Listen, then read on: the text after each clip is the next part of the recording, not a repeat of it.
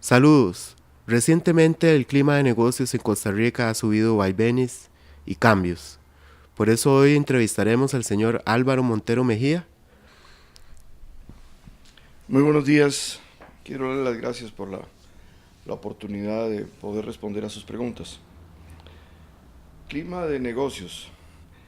Yo quisiera decir más bien que los problemas de los negocios surgen siempre de la existencia de determinados sectores y clases sociales que se hagan cargo de la producción en países pequeños y pobres como el nuestro.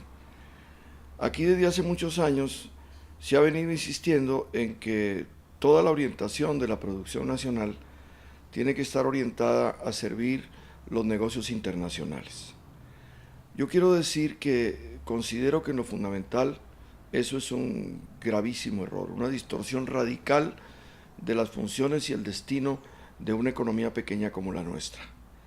Costa Rica tiene su mercado interno, que es el mercado que fue creado originalmente por nuestros campesinos y agricultores, por los pequeños y medianos empresarios, y ese mercado prácticamente lo estamos entregando a intereses que no son los intereses del país.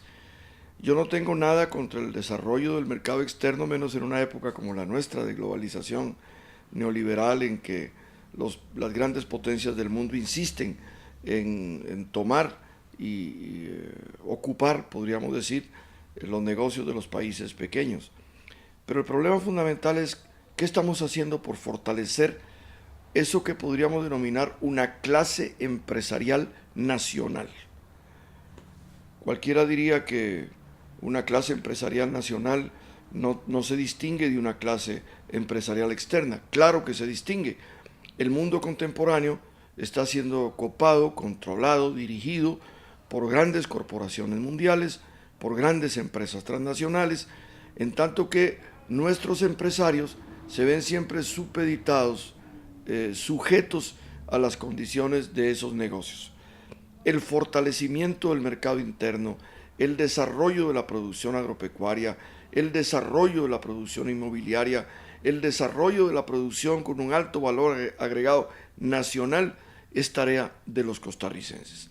No es tarea que se puede entregar en manos de otros, así como los franceses no le entregaron su desarrollo industrial a los italianos, ni los italianos le entregaron su desarrollo industrial a los suecos, ni los suecos o los finlandeses le entregaron su desarrollo industrial y agrario a los japoneses, ni los japoneses le entregaron su desarrollo industrial a los norteamericanos.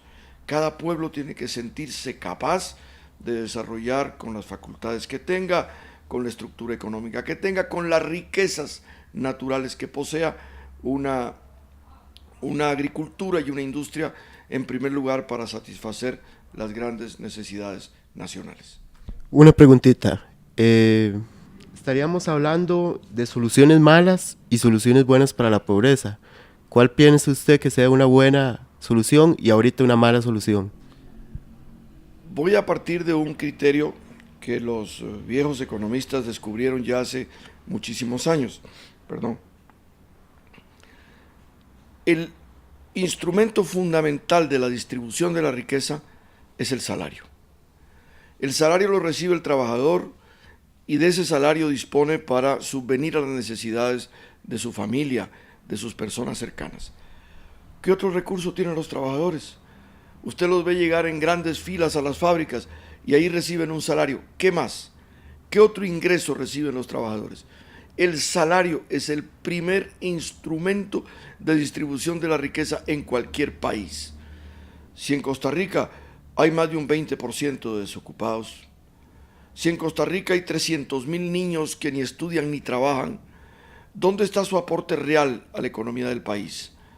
De modo que el primer problema para distribuir la riqueza y para subvenir a las grandes necesidades de una sociedad que se empobrece es creando trabajo, creando grandes fuentes de trabajo. Y aquí la despreciamos.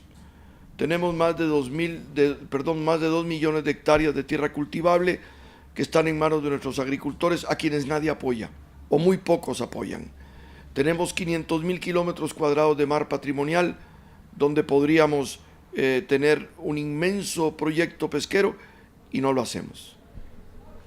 ¿La libertad de opinión existe en temas económicos? ¿O siempre hay una fuerza ahí pujante, anónima, que no nos hace ver las cifras explicadas?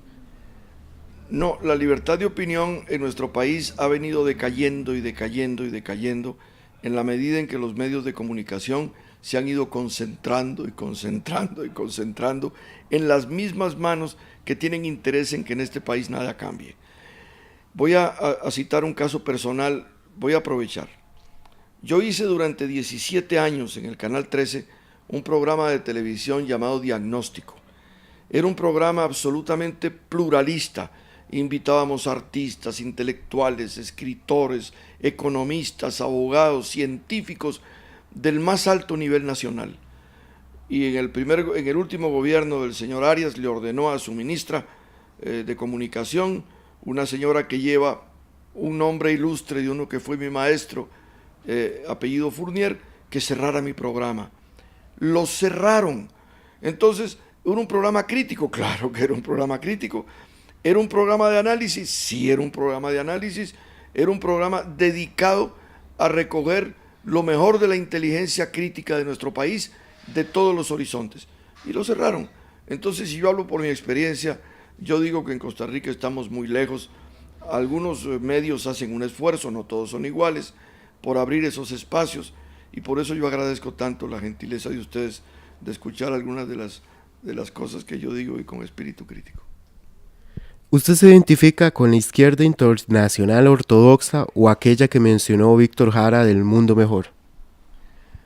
Eso podríamos hablar aquí una hora sobre eso de la izquierda, pero déjeme decirle, yo opté por una visión progresista, socialista, nacionalista, patriótica del mundo, esa que cada pueblo tiene que descubrir por sus propias fuerzas y con sus propios recursos intelectuales. Costa Rica, es cierto, yo no lo digo por chauvinismo, es un país que tiene cosas extraordinarias. Cuando hicimos las garantías sociales, cuando se hizo el Código de Trabajo, las garantías sociales, la Caja del Seguro Social, ¿quiénes se reunieron? El presidente, el doctor Calderón Guardia, el arzobispo metropolitano, Monseñor Sanabria, uno de los hombres más eminentes de la historia latinoamericana, y el dirigente del Partido Comunista, don Manuel Mora. Se pusieron de acuerdo y dieron un gran salto adelante en la vida de este país. Después vino Figueres. ¿Y qué era Figueres? Pues un hombre sin una ideología muy concreta, un socialdemócrata, y nacionaliza la banca y crea el ICE, no toca las garantías sociales. Déjeme decirle que él me dijo en una oportunidad, cuando yo triunfé, me decía el viejo Figueres, aquí llegaban muchos de los riquillos a decirme que quitar el seguro social, que cerrara la caja, y yo no les hice caso. ¿Por qué les iba a hacer caso? ¿Y qué fue lo que hizo el viejo Figueres con otra gente de su equipo de pensadores, como Jorge Manuel Dengo, como Enrique Obregón Valverde? Empujaron hacia adelante las grandes reformas sociales del doctor Calderón Guardia, las fortalecieron, las hicieron más costarricenses. El progreso está en nuestras manos, en la voluntad de nuestro pueblo por hacer un país mejor. Póngale usted el nombre que usted quiera, pero la justicia es y será siempre la justicia. Y bueno, sobre el tema del presupuesto, ¿cuál es su opinión? Que el presupuesto ha sido un desorden organizado por años y años y años. Eso no es un problema de ahora. A mí lo que me resulta lamentable es que entrando un gobierno se pongan a pelear y a discutir por el presupuesto en vez de ponerse a pelear y a discutir sobre cuáles y a través de qué recursos, con qué mecanismos de planificación, de estudio, de análisis ordena las finanzas de este país. Y lo más importante, cómo cobrarle impuestos a los que en este país no pagan. Este país está plagado de un sector social que lo tiene todo. Aquí el sector más rico de la población se deja para ese sector que no llega al 10% de la población, se deja más de la mitad del Producto Interno Bruto, más del 50%. Eso hay que cambiarlo, hay que afectar intereses. Y si un gobierno quiere cambiar, tiene que cambiar intereses y no hacer, como ahora parece que va a ocurrir, entregarle una de las mayores fuentes de riqueza de nuestro país, que es el puerto del Atlántico, a la mayor corporación de transporte marítimo del mundo, que es A.P. Moller Maersk, tiene una subsidiaria que tiene otro nombre, APM Terminals, entregarle ese puerto del Pacífico en vez de convertirlo en una fuente de riqueza para los costarricenses. De modo que es mucho lo que hay que hacer en nuestro país. Y si no hay gente que diga lo que piensa, aunque se equivoque, aunque nos equivoquemos, y provoquemos una discusión sana, honorable, limpia, al servicio de nuestro país, muy difícil que avancemos. Muchas gracias, don Álvaro. Para servirle, y le doy las gracias a ustedes por esta oportunidad. Esto fue una entrevista en profundidad para el noticiero UIA. Fernando Fletcher Quirós, muchas gracias.